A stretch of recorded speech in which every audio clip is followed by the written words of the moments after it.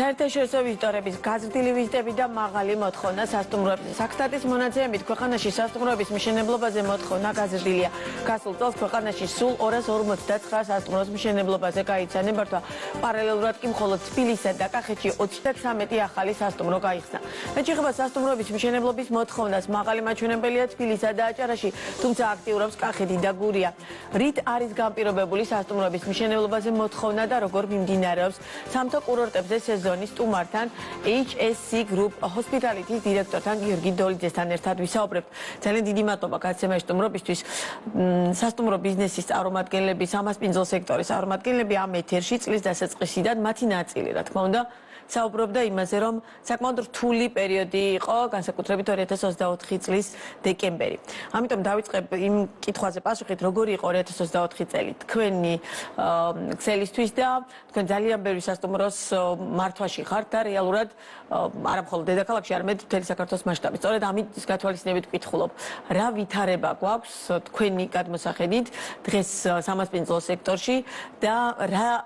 როგორი იყო მე დეკემბრის ნაწილი, ამაზე ცალკე ვისაუბრებთ. მოლოდინებსაც ბუნებრივია კითხოთ. მოგესალმებით. 2024 წლის შეფასებით რო დავიწყოთ, ეს იყო ის წელიწადი, რომელიც გამოირჩეოდა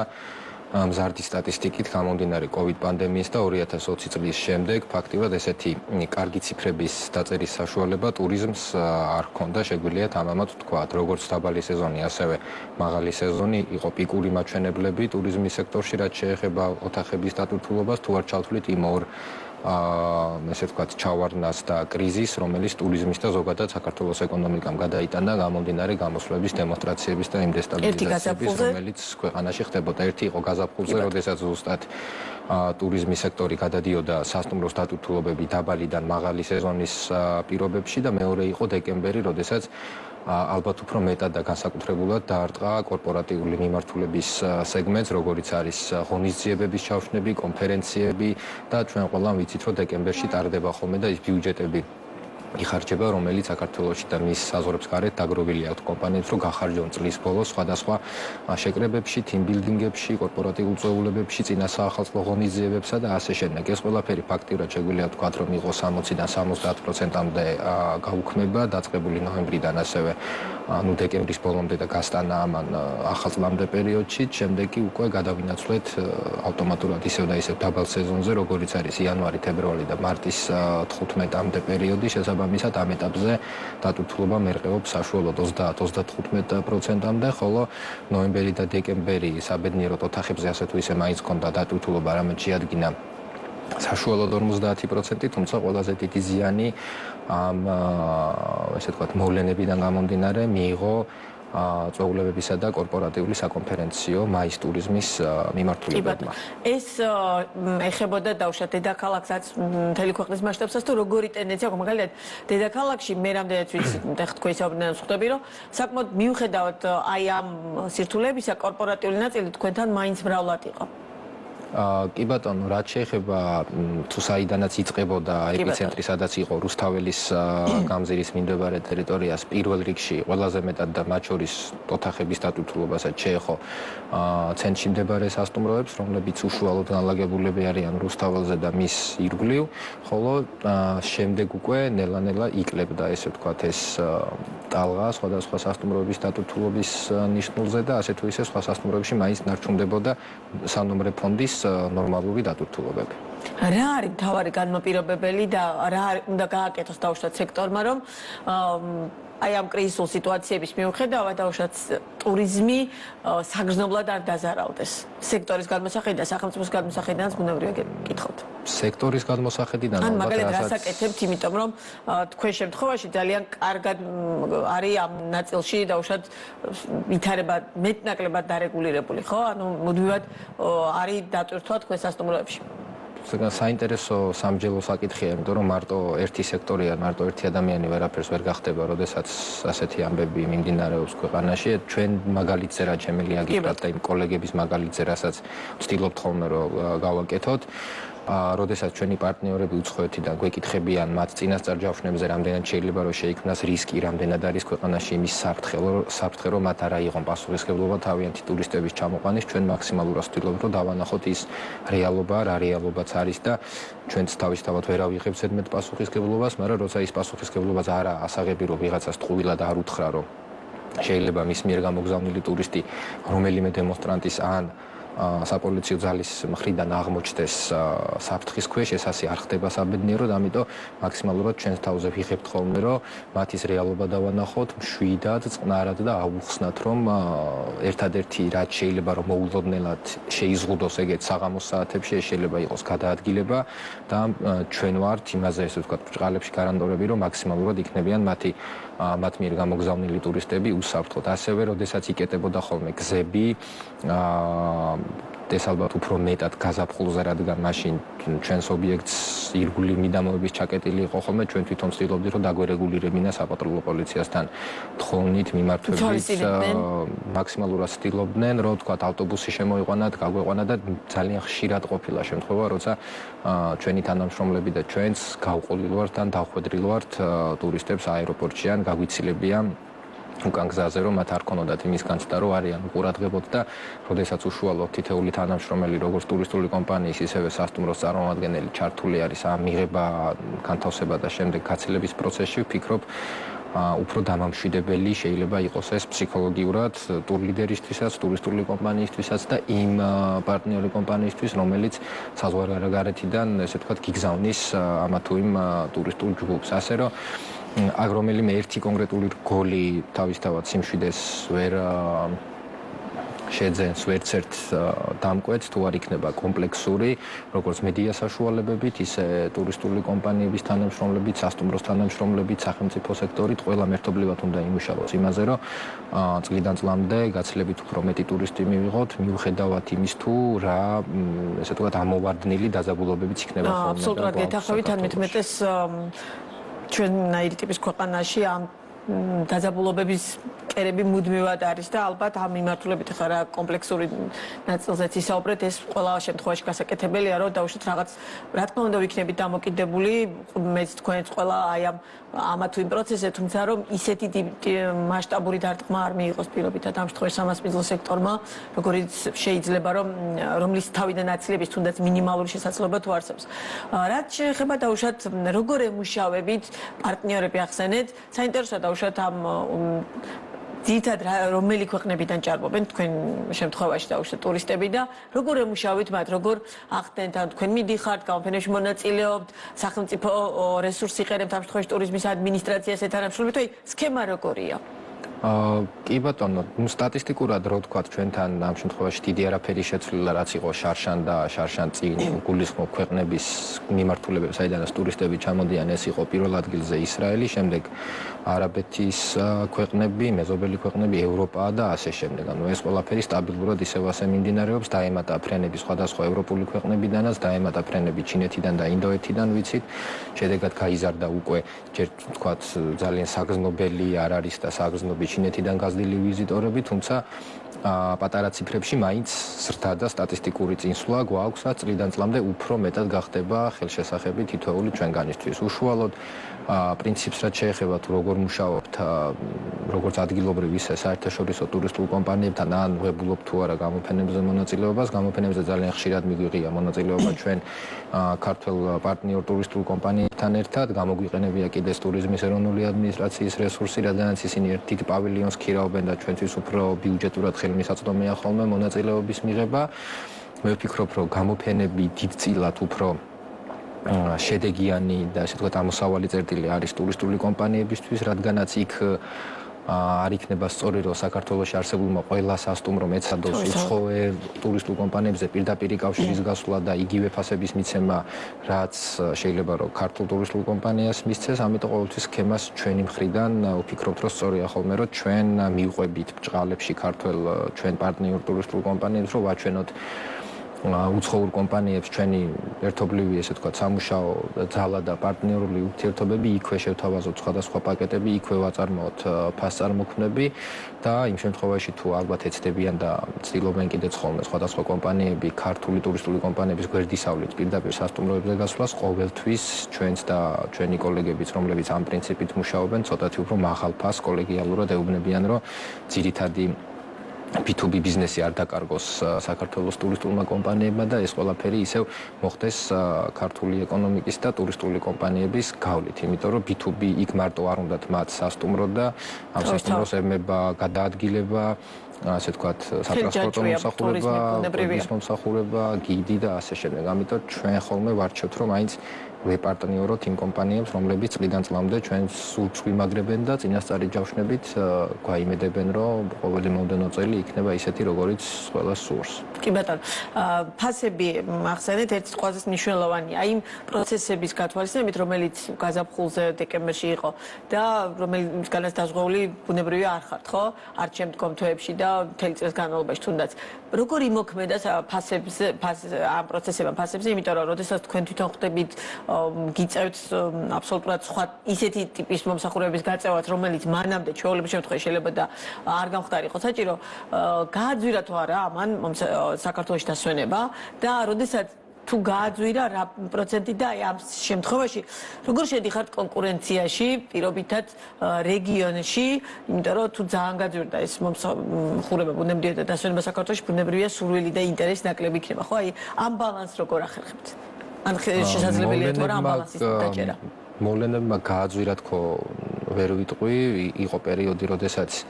დატვირთულობა რო იკლებდა ფასით შესაბამისად იწევდა დაბლა რო რაც შეიძლება მეტი ადამიანი მოეზიდა სეგმენტს ფასის გაძვირება ან აწევა ან ჩამოწევა თუ რაიმე ისეთი განსაკუთრებული მოვლენა არ ხდება ესე მარტივად არაა ხოლმე ამას ჭირდება დრო და თან პარალელურად მიბმული არის მოთხოვნა მიწოდების პრინციპზე თუ არის მაღალი სეზონი თავისთავად და დატვირთულობა და განსაკუთრებით მაშინ თუ სასტუმროს რჩება ბოლო გასაყიდი ოთახები იქ ფასი არის ყველაზე მაღალი რაც შეიძლება რომ იყოს თუ არის თქვა 70%-ზე ქვემოთ ან 60%-ზე ქვემოთ ფასით ჩამოდის ეს არის ყველა კონკურენტი ერთმანეთს როგორც ემუშავება და ყველა ერთმანეთს უყურებს და საბოლოო ჯამში აქედან ითვლება ის ოპტიმალური გასაყიდი ფასი რაც შეიძლება რომ სასტუმრომ გამოიტანოს ამა თუ იმ დღეს დინამიური საფასო პოლიტიკის კვალდაკვალ ჩვენ ზოგადად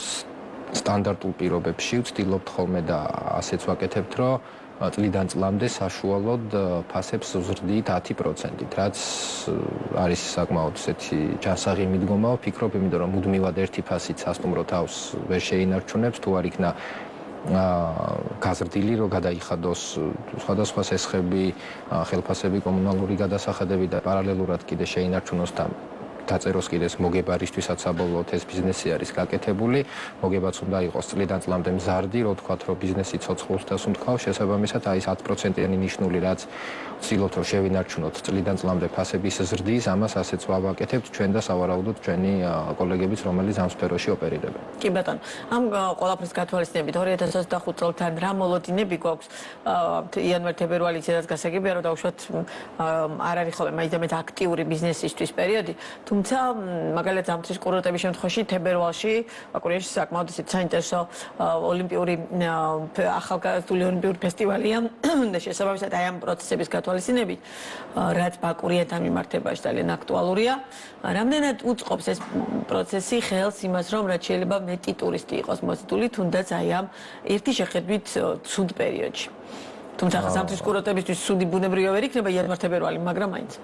თბილისისთვის თავისთავად ეს არის ყველაზე დაბალი სეზონი, ნაახალ წლების შემდეგი პერიოდი, როდესაც დატვირთულობა არის საშუალოდ 30-35 ხან 40%, ну შეგვიძლია ვთქვათ, რომ თამაშობს 30-დან 40% ნიშნულამდე, ალბათ მარტის ბოლომდე, აპრილიდან წამოვა ისევ მაღალი სეზონი, რაც შეეხება ზამთრის კურორტებს, საბედნიეროდ იქ მოთხოვნა ჩვეულებრივ ისევია, როგორც ეს იყო შარშან და კიდევ უფრო მზარდი, გუდაური და ბაკურიანი მუშაობს, არის დატვირთულობა, ზოგიერთ სასტუმროში 100, ზოგიერთ სასტუმროში 80, 70 გააჩნია სასტუმროს ტიპს, ობიექტს და რა სერვისებს თავაზობს ამა თუ იმ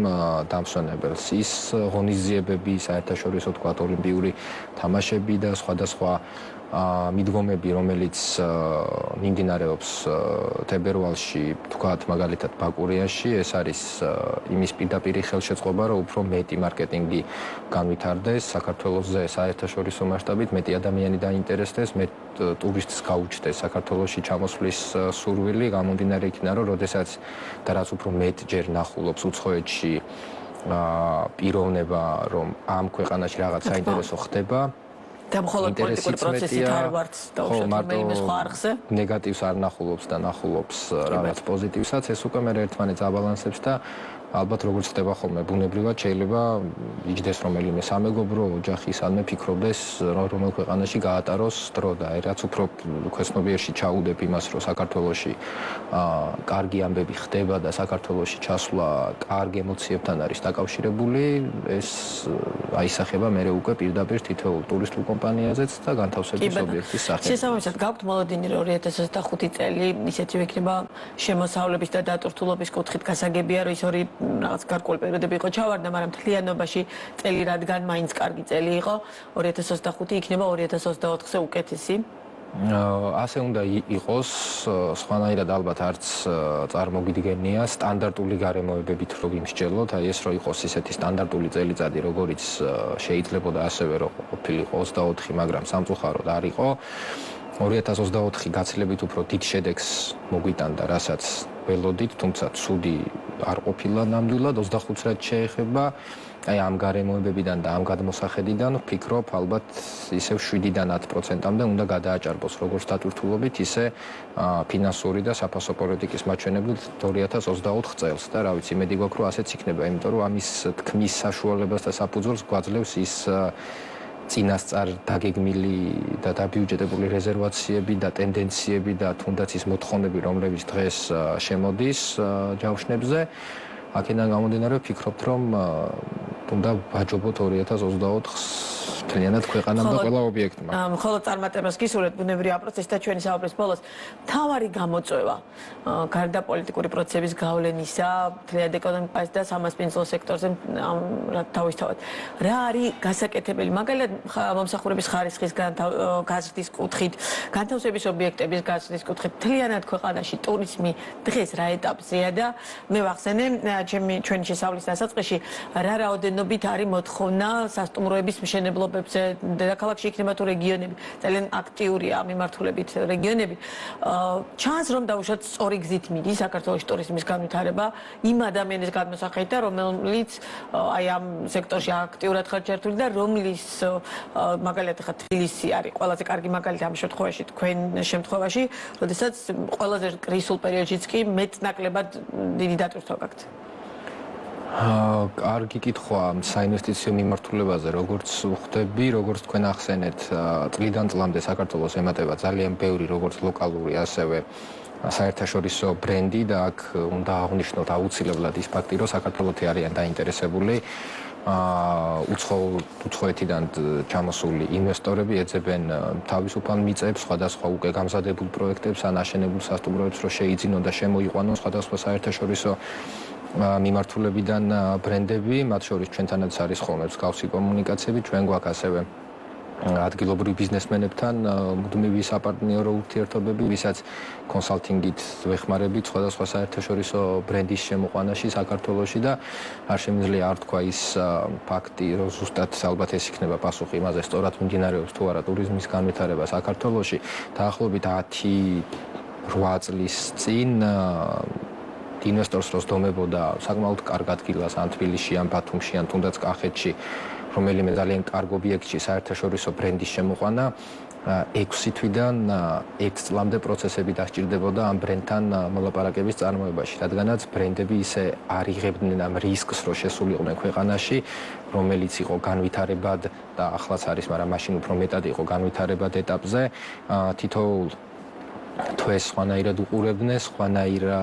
კვლევებს ატარებდნენ ამა თუ იმ რეგიონის მოთხოვნებთან მიმართებაში და ძალიან დიდი ბიუროკრატიები ჰქონდათ ხოლმე, სანამ მოაწერდნენ საფრანჩიზოან მენეჯმენტ ხელშეკრულებებს ხელს. დღეს ეს უკვე აღარ არის ასე, ჩვენ ხედავთ, რომ რამდენი ვინდამის ბრენდის სასტუმრო იხსნება წლიდან წლამდე საქართველოში, რამდენი აკორის ქსელის, მაგალითად იბისი იხსნება საქართველოში, რამდენი სხვადასხვა ქსელური სასტუმრო შემოდის. ეს ყველაფერი იმას ხატყობს, რომ გამარტივდა იმის ხარჯზე, რომ ქვეყანამ თავის სათქმელი თქვა, ინვესტორებმაც თავისი სათქმელი და გასაკეთებელი გააკეთეს ობიექტების მიმართულებით, ობიექტის მმართველებმაც, რომლებიც ჩაუდგნენ ბრენდის სასტუმროების მართვას სათავეში, სწორად მართეს პროცესები და სწორად წაიყვანეს თავიანთი ბიზნესი და დღეს უკვე მათ შორის ჩვენც გვაქვს ის რთულად მისაღწევი ლიცენზიები ბრენდების მხრიდან, რომელიც მოიცავს სასტუმროების მართვას და მათი ფრანჩიზების ბიზნესის წარმართვას. ეს ყველაფერი საბედნიეროდ ესე რთული აღარ არის და ყველა ინვესტორისთვის თუ აკეთებს კარგ პროექტს მეტნაკლებად ნორმალურ ადგილას და შეიძლება ეს ადგილი არ იყოს ძალიან პოპულარული, საქართველოთი ყველა საერთაშორისო ბრენდი არის იმ დონეზე დაინტერესებული, რომ ძალიან მარტივად და კარგად შეიძლება მათთან მოლაპარაკებების წარმოება და მე მაგალითად როგორც ჩემ კოლეგებს ასევე მთლიანი გუნდის სახელით შეიძლება ვთქვათ, რომ ძალიან გვიამაყება იმის, რომ 4 სეზონის ქვეყანა შეგვიძლია როგორც ტურისტებს შევთავაზოთ, ასევე ინვესტორებს შევთავაზოთ და უცხოელი ინვესტორებს საქართველოს პოტენციალს. თქვენი კომპანია რამდენ სასტუმროს ოპერირებას აკეთებს? მთლიანად ჩვენი პორტფოლიო შეადგენს 23 პროექტს საქართველოში, ყავს ასევე შვეიცარიელი პარტნიორები, რომელი კომპანიის 23 პროექტი მთელი საქართველოს მასშტაბით, ხო? სხვადასხვა ქალაქებისა და რეგიონების მასშტაბით. დაახლოებით 2 წლის წინ დავპარტნიორდით შვეიცარიულ მენეჯმენტ კომპანიასთან, რომლის ერთ-ერთი დამფუძნებელი საქართველოში არის ჩამოსული და უკვე 2 წელიწადი არის თავის ოჯახით აქ ცხოვრობს, იმიტომ რომ ძალიან მოსწონს აქაურობა და ცდილობს, რომ ესე თქვა, თავის დაგროვილი 45 წლიანი ჰოსპიტალიტი გამოცდილება ჩადოს ამ ქვეყანაში, მოგვეხმაროს და კარგი საქმეები გააკეთოს, რაც თავისთავად ჩვენთვის ასევე საამაყო და დასაფასებელია. მიმდინარე სამშენებლო პროექტები გვაქვს დაახლოებით 5 ობიექტის, რომელიც ეტაპობრივად გაიხსნება, სადაც ასევე შემოსული არის კახეთი და ბათუმი ძირითადად. ასევე რაჭაშიც ვახორციელებთ ახლა მოლაპარაკებებს და იმედია, რომ ამ რეგიონშიც მალე წამოვა ძალიან კარგი პროექტები, იმიტომ რომ რაჭას ალბათ დღეს ერთ-ერთი ყველაზე დიდი პოტენციალი აქვს კიდე თუ არ ჩავთვლით სხვა რეგიონებს და ყველაზე კარგი მიმართულებების გაკეთება შეიძლება საინტერესო რეზორტების რაჭაში, იმიტომ რომ დღეს ეს ინფრასტრუქტურა ამ რეგიონს აკლია. ანუ ამ ყველაფერს ვაკეთებთ რეალურად გათვლა გაქვთ, ხო, რომ დავუშვათ კიდევ უფრო მეტ ტურისტი გჭირდებათ ქვეყანაში, რომ არის საჭირო რომ შემოვიდეს. ანუ მოლოდინი გაქვთ, რომ უფრო მეტად გაიზრდება ტურისტების რაოდენობა? კი, ეს ბუნებრივი არის, ეს ასე რო არ იყოს, მაშინ არც ამდენი ინვესტიცია შემოვიდოდა საერთაშორისო მასშტაბიდან და არც თვითონ ქართველ ინვესტორებს არ გაუჩნდებოდათ იმის სურვილი, რომ გაეკეთებინათ სხვადასხვა სახის სასტუმროები და მით უმეტეს არც საერთაშორისო ბრენდებს და ქსელებს არ გაუჩნდებოდათ სურვილი, რომ მათი ბრენდის ქვეშ მყოფი ობიექტი ცარიელი ყოფილიყოს მომდევნო წლების განმავლობაში, ამ რისკზე ალბათ 99% არავინ არ წავიდოდა. ძალიან დიდი მადლობა საინტერესო საუბრისთვის, წარმატებებს გისურვებთ. გიორგი დოლიძე იყო ბიზნეს პარტნიორის პირდაპირ ეთერის სტუმარი. ასეთი ყოფილი